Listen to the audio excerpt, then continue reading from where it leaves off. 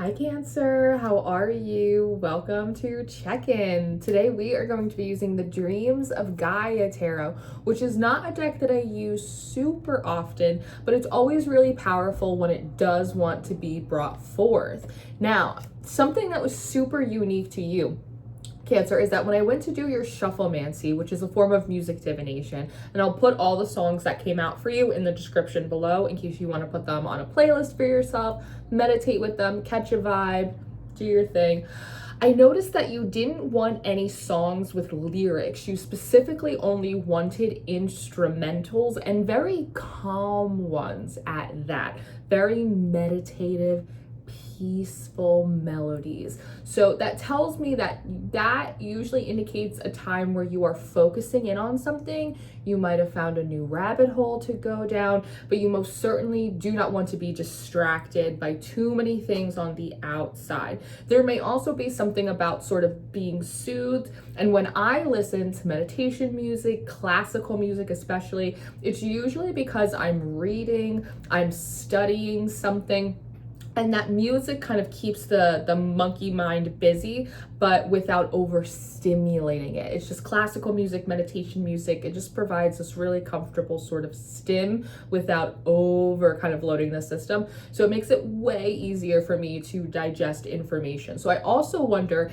if you are in a period of learning, of study. Again, you have a new rabbit hole or a new hyper interest. And those songs will go down below for you as well. Speaking of down below, the visualizations that had come through for you were also really singular and unique to you. Upon entering your energy, I saw the back of a woman with like long blonde hair, and I saw a big teal fin, like a big mermaid fin, and I heard splash, splash, and I had to think to myself, isn't that a movie? Pretty sure it's an 80s movie, a bit before my time, but I looked it up and it is. It came out in 1984. Dates are important here for some reason. It came out in 1984, and it is about a woman who rescues a man, Tom Hanks, hello Tom Hanks, rescues Tom Hanks from like this big storm. Then like 20 years later, she like goes back to find him. And after seeing that, and keep in mind, I've never actually seen this movie. I've never watched it, but I just like, it just appeared to me. And then after that, a movie that I have seen, Aquamarine, which came out in 2006. So there might be something about the period of time, or maybe even like the astrology from 84 to 2006 came through as well. And that had, I think, like Emma Roberts and the JoJo girl, Leave, Get Out Right Now. That girl, she's in that movie. And that is about another mermaid, another siren who like washes up to shore, and then like these girls find her, become her friends. So there's a lot here about, and even like the particular meditation songs that did come out for you, they feel very watery. They feel very dreamy and sort of Neptunian. They're not like Tibetan flutes in the woods. Like they feel very watery. And so I feel like, one, as a water sign, I find that a lot of times, because you exist on that Capricorn Cancer axis, that you identify so much more with your exoskeleton, the boundaries, the shells, the stuff that you're trying to keep out and the stuff you're trying to bring in. So the fact that you like meet me today in this very kind of like watery, I want to be comfortable, I want to hear the splish splash, and there's like a lot about mermaids and sirens here. I feel like you're kind of getting back in your element. You're kind of coming back home to yourself. And there's something specific about sirens and mermaids, which came through in someone else's reading. I can't remember whose. So there might be a special connection that you have that is unexplored when it comes to, specifically, the words verbatim are the marine kingdom. What a special connection that you have to the marine kingdom, the creatures of the deep, mermaids, sirens, deities related to the water. I always make a joke that there is an older gentleman that lives in my neighborhood who looks exactly like Poseidon. Like he I don't know if he's got an altar, but that man has been sent to this neighborhood by Poseidon himself. I'm convinced of it. He's the most Neptunian looking man I've ever seen. He just popped out of Pirates of the Caribbean. I'm tickled every time I see him walking down the street. I love him so much. I don't even know his name. I adore him. So like you too, like might be seeing like signs or symbols, like lots of clamshells, seashell stuff, like Aphrodite stuff, Neptunian stuff, Oceanus. You might be seeing like, I don't know, big maps of the sea, like how the tides are coming in, Santiago, the old man in the sea. Like there might just be like a lot of like mermaid, watery, marine kingdom, water deity stuff that's just like surrounding you right now. And you might even be like really drawn to the water, drawn to hydrate more, drawn to more baths and showers, drawn to the creek, to the lake, drawn to movies that have a lot of water. Castaway. Is there something you have a thing for Tom Hanks? Tom Hanks is coming through like a lot, but like Castaway, the Blue Lagoon, Pirates of the Caribbean, like there's something about it. And there's a kind of a thread here about maybe some of that having to connect to maybe a former life where you were like a seafarer. Is that what, how that's coming through? You were a seafarer, and it was perhaps important to like your industry, your trade, something like that, that might be like coming forward as well and being like revitalized. But I will say that there's something about the marine kingdom, there's something about the mermaids, there's something about like this watery aspect that is coming forward very much to help you, because on the top and the bottom of the deck we have the Journey. This card flipped out real fast, and you seem to be sort of in a hangman position. You're like in the midst of twilight. You're not quite where you were, but you're not quite where you are going, but where you're going is still kind of like up for debate. You might be getting a lot of messages or seeing a lot of readings about a choice. You have to make a choice, Cancer. You have to make a choice. And you're like, a choice between what? Seems like a choice between paths, a choice between mentors, and more specifically, like a choice between, I want to say like frequencies, outlooks on how you want to move more specifically. And I say that because of like the light and the shadow here. I almost want to say like all paths, because these two paths, they seem to like lead into one that moves just like forward. They all kind of lead into the same one. So the choice is not so much of like what you want to do and more so how you want to do it. On the bottom, you also have intuition here, right? And so I find that you also might be seeing owls, and you might be seeing cats, and you might be seeing spiders. There might be something about a hagstone, a black tourmaline. They're also bringing up malachite, might be helpful for your finances right now, Cancer. And I do like that she's veiled here as well. So you might be seeing a lot of webs and spiders and sort of, again, creatures of the deep, and also like creatures sort of the night, a lot of nocturnal beings, indicating that again, like you seem to be hidden in some regard. You seem to be doing a lot of work, a lot of research, especially because the first card that comes out for you is knowledge. Behind the scenes, you might be very much in the Eight of Pentacles in your midnight workshop when everyone else is like snoozing away. You might be prioritizing privacy when you're determining how you want to make different decisions moving forward. And there is something with this intuition, I don't know, in the webbing here. It reminds me of like, I don't know, like the circulatory system in the body or like veins. There's something about the intuition. This came through, was it in Gemini's reading? I think it was in Gemini's reading, about the body being like our first oracle, the body being the first intuitive instrument. And when we're so heady, we forget that our body channels a lot of information. It channels a lot of energy. When we feel a certain way about a person, place, or thing, that's still intuition. It doesn't always come like a "that's so Raven," like, whoa. Sometimes it comes through a tummy ache, right? Or sometimes it comes through like a twitch in your arm and you're like, what is that? Of course, not a doctor, but as someone that is been an oracle my entire life, my body, right, is absolutely an instrument that lets me know energetically what's going on, emotionally what's going on. Yeah, it's so interesting. Something that my partner always says is you feel how things are, right? Especially because I have like my little psoriasis autoimmune disorder thing that like I feel if things are stressful, if things are not right, if things are dangerous, like inflammation, like spots, like the whole hives, like the whole thing. I feel how things are. That was so clever and thoughtful of him to like notice that about me. And I feel like it's very, very similar to you as well. So pay attention right now to your body and the way that it is communicating and alerting to you. And I find that oftentimes that will happen when the channel is compromised in some way, either because you're run down, you're tired, there's interference, signs, the messages, the intuition, it all comes through, but it comes through in a way that's more difficult to access or to miss or to interfere with. And that's usually through the body in some way. Particularly, your sign rules like the breasts, it rules kind of the trunk, it very much the gut, sort of like all of this center core. So pay attention to what's happening like around your core right now, whether it feels strengthened, when it feels kind of tight, when it feels, pay attention to that.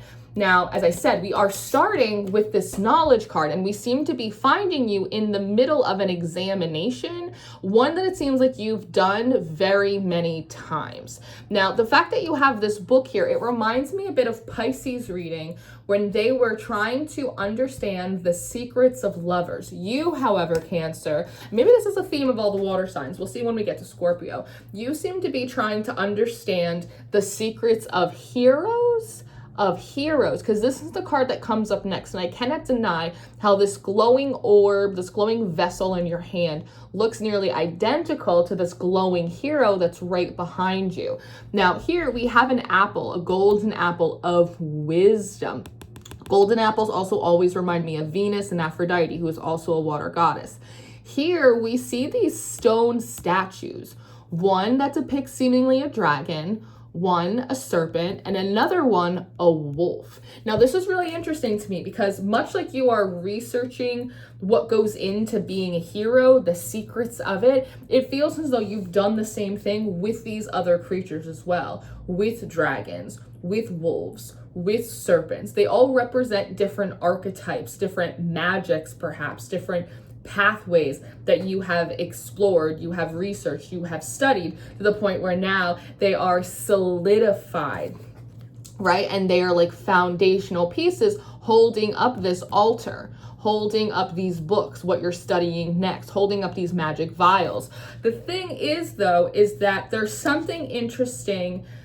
And I almost feel like this is a thing you kind of forget when you move through this process, that as you study something, as you dive into an archetype, you unleash a variety of psychological, spiritual energy that can absolutely, the phrase wreak havoc is coming through, but can wreak havoc on your life. It can have impacts. It kind of takes on a life of its own. And sort of once you open up a door to initiation, it's sort of difficult to then go, actually, just kidding, and then close the door. Like, you really have to kind of see things through. And I say that because the King of Earth is coming up next, and here you feel very earthy. The King of Earth is very much of like a Capricornian energy, and you, even though you are emotional, right, there's something about this isn't just intellectually you're just curious, there's an emotional longing, an emotional hunger here. There's something deeper, more spiritual that you're trying to pull out of understanding who or what makes a hero. I'm not sure who or what this represents for you.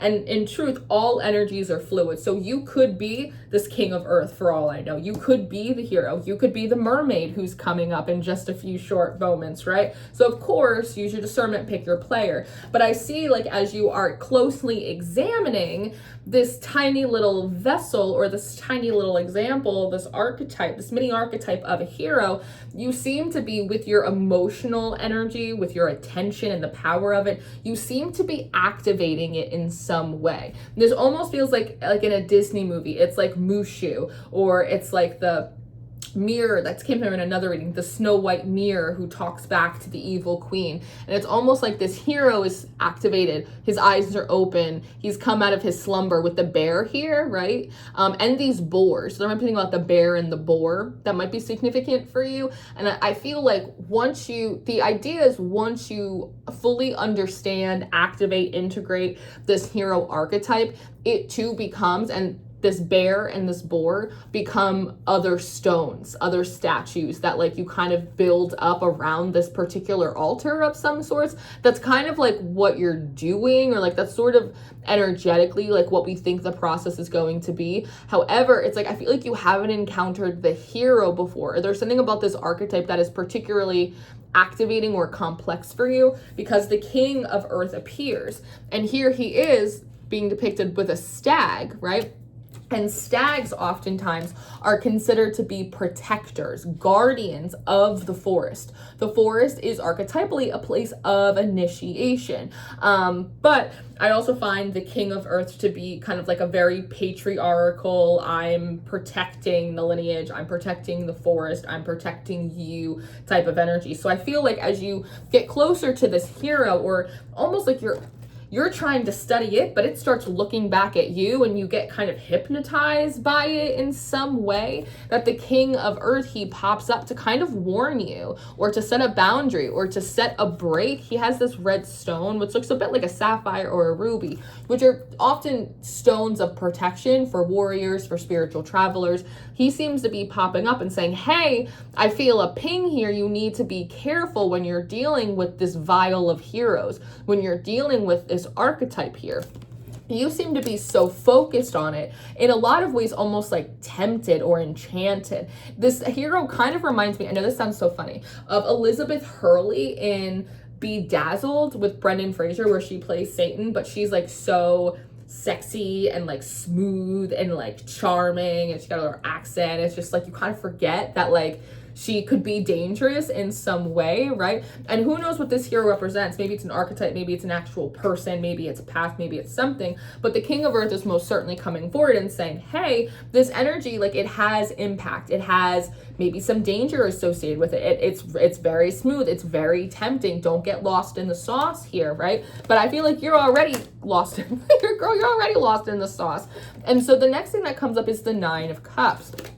And this, my love, this is your mermaid, or maybe, for all we know, maybe you are the mermaid. I like how she, like, her hair feels very much like those classic mermaid tendrils. She's looking up, and just like the stream of light that is around her, it looks almost like, I don't know, like Data, like Star Trek, beam me up, Scotty. And I've always truly, and I know this is probably just me thing, but I've always felt like, hey, the aliens, they're not up there. They're in the ocean. Like, if you want to know where all the weird stuff is, it's in the ocean. So I can very easily, in like my estimation, see like mermaids or sirens having some kind of like alien technology, right? Like I kind of view them that way. And so like there's something about this like alien mermaid that is somehow like being also pinged in some way. It's like, ding, Cancer like needs assistance. Cancer is about to be, I don't know, like taken hostage, absorbed by this hero who like maybe actually isn't a hero.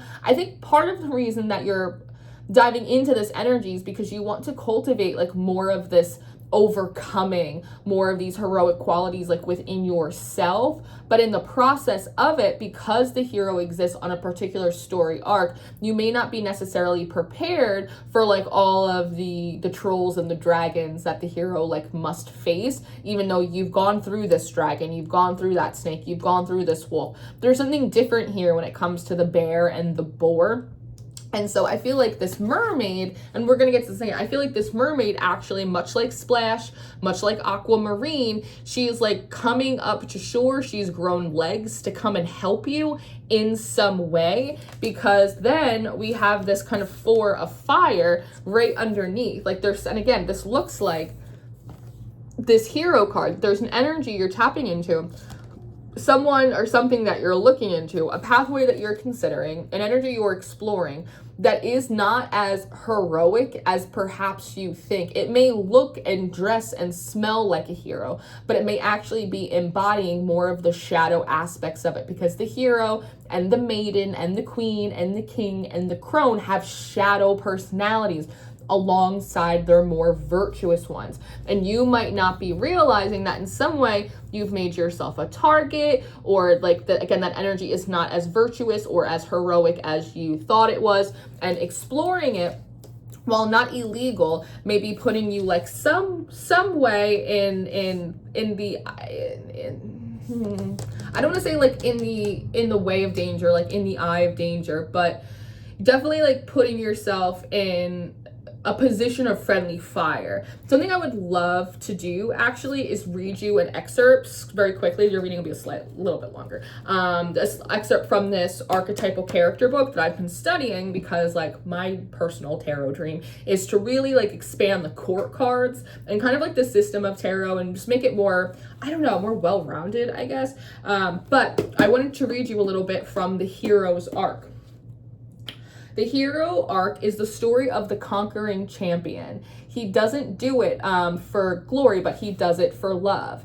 The hero does the deed. He slays the dragon. He heals the sickoed king. He rescues the fair lady, and he saves the kingdom. But in the end, he does it not for glory, but for love. The hero will be tempted by his own growing power over the material world, sometimes symbolized by actual magic powers. But if he is to successfully avoid falling into the negative archetypes that constantly shadow him, which are the coward and the bully, he must eventually reach a new perspective, and with it, a willingness to sacrifice himself in defense of those he loves and who is worthy. It is interesting that the classic hero's journey is not only about utilizing youthful power to slay the antagonistic dragon, but also about returning to the village with the healing elixir. In short, it is love that brings him back. So there's something here, Cancer, perhaps, about being tempted or glamorized by the potential glory of being a hero, but not recognizing the coward, the bully, the shadow pitfalls of materialism, of what power can do to us, and forgetting that in its purest form, the hero's journey is a journey of love. It is a journey of being in service to others. It is a journey of healing. It is a journey of bringing security, right? The hero's journey prepares him to become a king, right? And so next we have the body and the mind coming out, and when I first turned this card over, I actually read it as the bodyguard. And again, there's something about the body being your first intuitive instrument. And oftentimes when we receive things like evil eye or spiritual interference or whatever, one of the first things that starts going, it's our good looks, right? It's our energy levels. It's how we feel. It's our health. It's things like that. And so like there's something about this mermaid, like she's coming forward with all of this technology, who or whatever she represents, as a bodyguard to shield you in some way. So there actually might be moments where it's like you're going to do something, then you're like, oh, I'm too tired. I can't do it right now. That may be almost like, I know it's so funny, but in Twilight, like Bella, how she's like a shield, this kind of like shielding that's happening. And there maybe is something connected with the mermaids and the marine kingdom and dragons, because I see more dragons right here with wings. I hope those are like the right puzzle pieces that you need for that. Underneath the King of Earth is the Ace of Earth right here. And so again, you seem to be like being redirected. The Earth, the Suit of Pentacles, it's about sustainability. This is where we find our healing elixirs. It's about community, and it's also about the sanctity of the body as well. So there's something about like, we can do it through water and we can do it through earth, but trying to do it through fire or trying to do it through the glory of the hero, it's not going to serve you so well. What we actually need is to move through a spirit of love and allow the hunger for knowledge and the pursuit of heroism to be one that is much more emotionally and communally centered, more so than individualistic, right? And again, that is like the frequency of where you find that happy middle point as you continue on your journey. And the last card that we have that I'll leave you with right underneath the Nine of Cups is the Nine of Fire. And here we have a very different expression of the Nine of Wands than we're used to.